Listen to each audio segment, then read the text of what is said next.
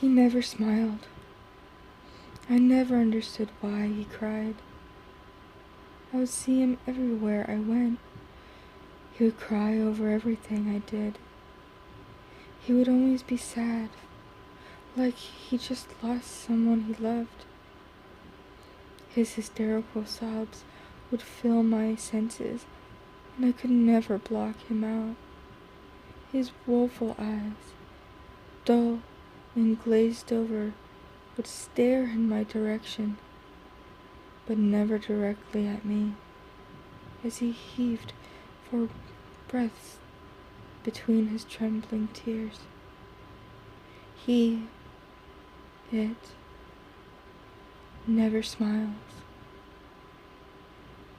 The first day I saw him, my mother had just passed away.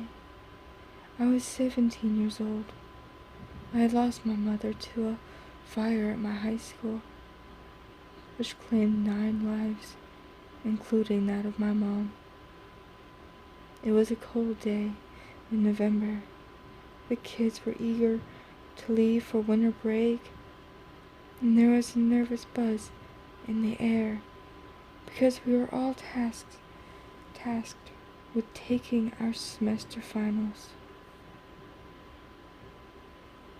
My mom worked as an English teacher in the lowest level of the school. We all liked to call it the dungeon, because the classroom was really in the basement, where all the water lines and gas lines were exposed against the concrete walls.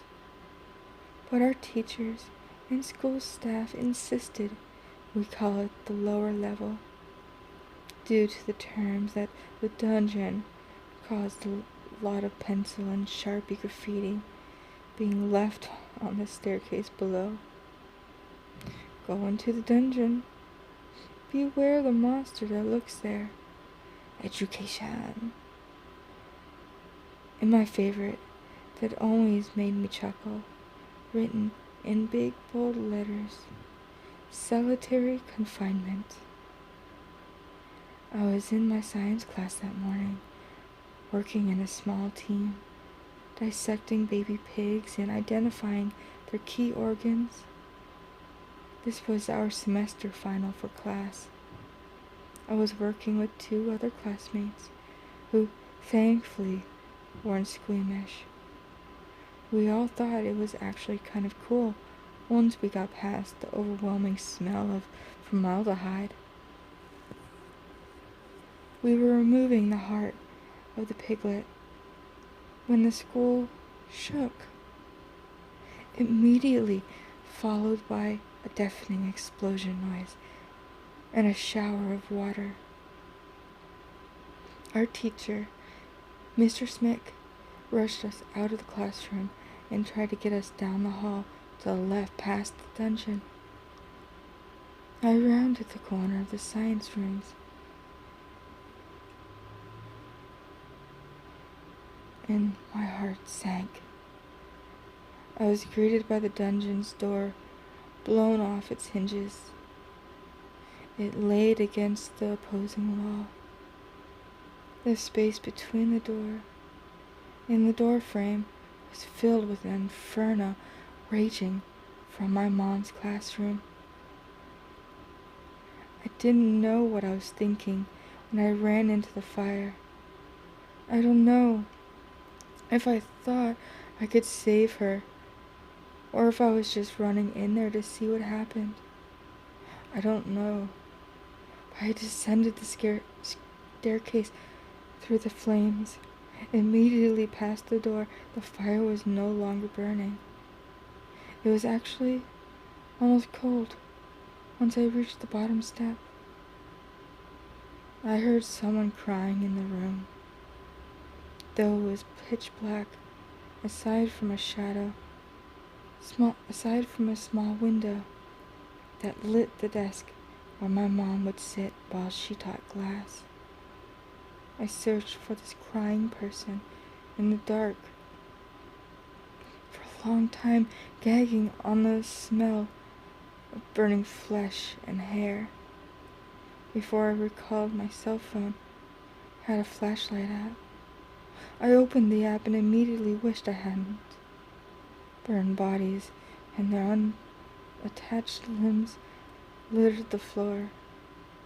Some were smoldering like paper, a thin line of bright red crawling up the blackened skin and turning it to ash. I heaved at the sight. That mouth-watering feeling crept into my head, as it does when you're about to throw up. But I held it in. I averted my attention to the crying, which seemed to be coming from the overturned desk in the corner of the room. That has to be my mom. She's still alive. I ran to the desk, almost tripping over the chest of one of the victims of the fire. I heard someone yelling at the top of the stairs for me to come out because they detected a gas leak. I wish I had listened. I almost reached the desk when I looked down at another body. This one was slightly larger than the rest. It didn't take long for me to see that this was my mom. Missing the right side of her face, her eyes milky white and her jaw opened wide. She had no arm or leg. Dead. My mother was dead at my feet. The crying erupted from behind the desk again.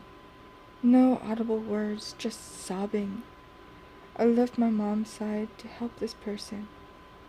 It hadn't fully dawned on me that at this point there was no one could have survived this disaster. The crying was filling my head. It blocked out the sounds of the fire alarm. Everyone screaming for me to get out. It was like I was lost in a daydream, and the crying was the forefront focus of such. It blocked out everything. I got to the desk, shined my light behind it. A figure curled up in the corner. He had blackened skin like the rest of them, almost no hair. He trembled, facing the corner of the wall. His body lightly convulsing like she was being electrocuted. Arms beyond his side, with his hands limply hanging from her forearms. "Hey," I yelled. "We have to get out. There's a gas leak." He didn't respond. I thought maybe the explosion damaged his hearing. I reached over to him and grabbed his hand. He stopped crying immediately when our skin touched. The trembling stopped, but his body kept jerking. He slowly turned his head towards me. It limply followed his neck as it turned, and then I saw his face. Leathery skin stretched across his bony skull. His wide eyes were like my mother's, a milky gray and white. Brown teeth shone through a slack jaw. No lips. A withered nose sat unevenly on his face. He was naked. The leathery skin continued down his nude frame. Some of the skin was peeling off, from which an infected-looking yellow fluid oozed from. I looked at him in shock, his body jerking and heaving. He shuddered, took a breath, and screamed. I ran. For the next year, I became reclusive. I dropped out of school that winter and moved to Florida with money I got from my mother's death, never wanting to feel the cold on my skin again. I thought maybe I could continue my life where no one knew me or my past. And maybe, just maybe, I could escape the screaming in my head from that thing in the school. Florida was great for a short time. I lived in an RV by myself on a private lot in the Everglades. I established myself as a transfer student, waiting until next year for my college courses to begin online. No one lived around me for miles. My lot was on a private property, which was owned by a rich couple who were never home. A dense swampy forest surrounded my place. This was great for me because it gave me time to confront my thoughts and ultimately lead to my road to recovery from that night. Until I heard the crying again. A few times a week, I would wake up to his crying in the woods near me late at night. His lonely howls would penetrate the thin walls of my home on wheels. Why didn't I just drive off? Why didn't I just drive off, you ask? Well, my RV was a fifth wheel, meaning it didn't have a motor. It needed to be hauled by a truck. I had a moped I could use to run town, but I couldn't get it to start. Thankfully, in that regard, I had plenty of food to get me by for a few months. I thought maybe the crying was just a relapse of depression, like PTSD in soldiers. So I stayed and listened to it. But it kept getting closer. Every week, it would get louder. I would lay awake in bed and beg for it to stop. It was the same way it was in that school. It fills my head and blocks out everything.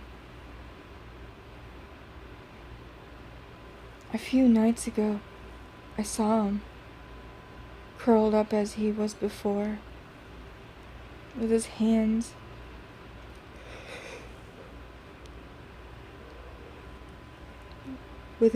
slightly away from sides, trembling, shaking just beyond the tree line, with no more than a few feet from the door. He grew visibly closer every night from then on, the uncontrollable sobbing creeping ever closer to my home, the wailing filling my nights to the point of me no longer being able to sleep. I could only sleep in the day. The day was safe.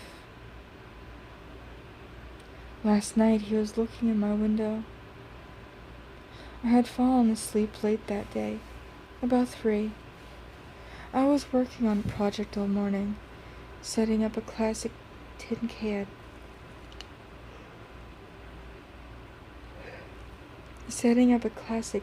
can wire trap to let me know if something or someone, or if he, was within 5 feet of my door. I had it put together and set up by lunchtime.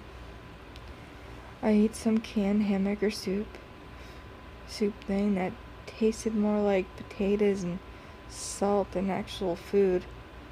I showered and slept, setting my alarm for 6 p.m. just before it got dark. I laid down, shut my eyes, and slept. I awoke to the sound of makeshift perimeter alarm going off. It was dark out. My alarm clock hadn't went off. I looked at the time. 1:26 a.m. The middle of the night. No crying. At this point, I quickly got out of bed and looked outside my bedroom window. Nothing. Maybe it was just a raccoon trying to get into my trash, I thought. I made myself some coffee to help me wake up through the night. Coffee had become the only thing I would drink. I made some food, canned salted potatoes, with a hint of chicken dumplings, and went back to my room. I sat down and addressed my fears at this point.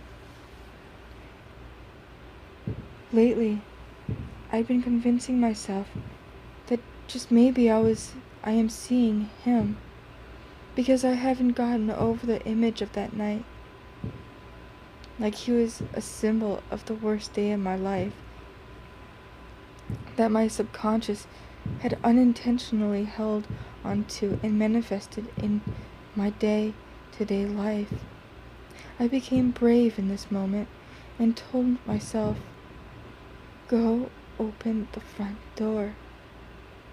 Like this was going to make the fear end. I figured if I had confronted the thought to be mentally created monster, that I could make it go away.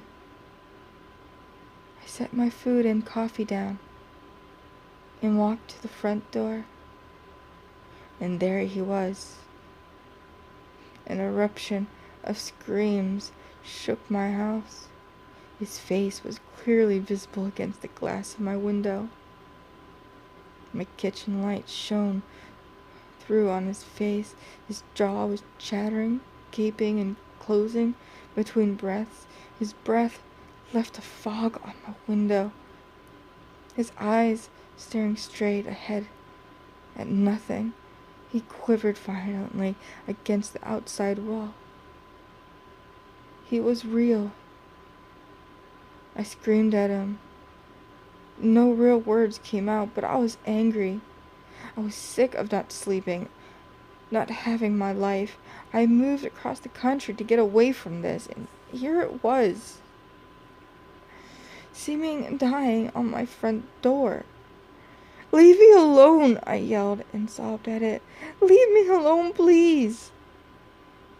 It kept screaming outside of the house, but it started to move, standing upright. It walked in slowly, sporadic movements toward my door. It arched awkwardly backwards, tearing the skin as it stood. Yellow liquid seeped from the wounds. Leave me alone, I yelled again. It reached the door. In my panic, I grabbed my fire emergency axe I had hanging above my table. You won't kill me. I kicked open my door, and the sticky night air struck me, and that thing was hit by the door. It fell backwards. A frail, gasping yell emitted from behind his teeth, and I was going to kill it now. I stumbled inside. Falling down the steps in my rush, I quickly got up face to face with it. Still it cried and screamed and heaved and shook in front of me, its milky eyes still looking beyond me. Hands outstretched, I swung my axe, burying it deep into its side. Pus spewing from my axe. It stopped crying and looked at me.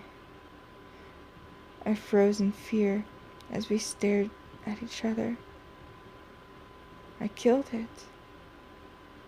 I killed it, I thought to myself. It reached its hand up to me. gently gripping its arm. And it spoke. Please, kill me. It removed the axe with its other hand and brought the blade to its neck. Kill me now. And put its hand on my face. Everything went black for moments, and I swung my axe. Kill it was all I could think. My axe hit something solid. I regained my vision. I was in the dungeon. I looked to my left and saw my mother teaching her class. She saw me. The entire class saw me. I looked at buried in the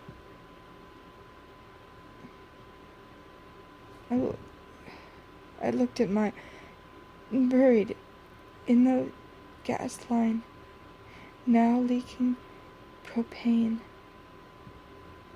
On my mom's desk sat a single burning candle.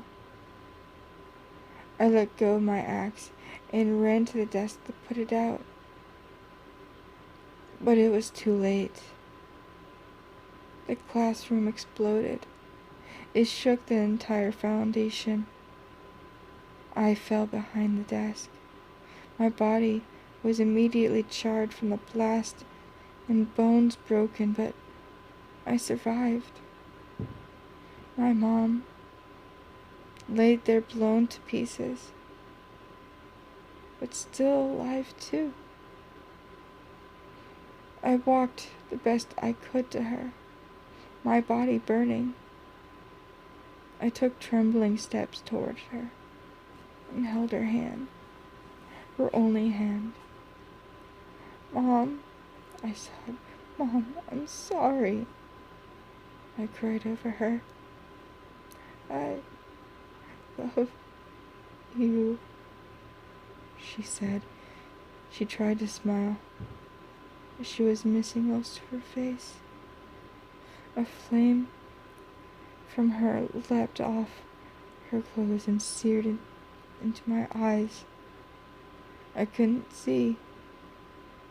I curled up in the corner of the room behind the desk, my arms at my side, because they were covered in my mom's blood.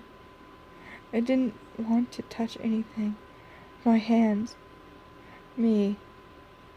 I killed my mom. I shook in the corner, screaming in pain and sorrow.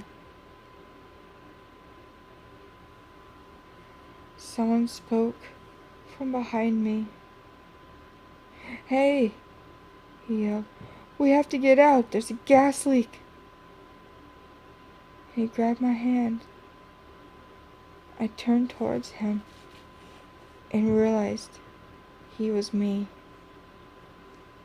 And I am the monster.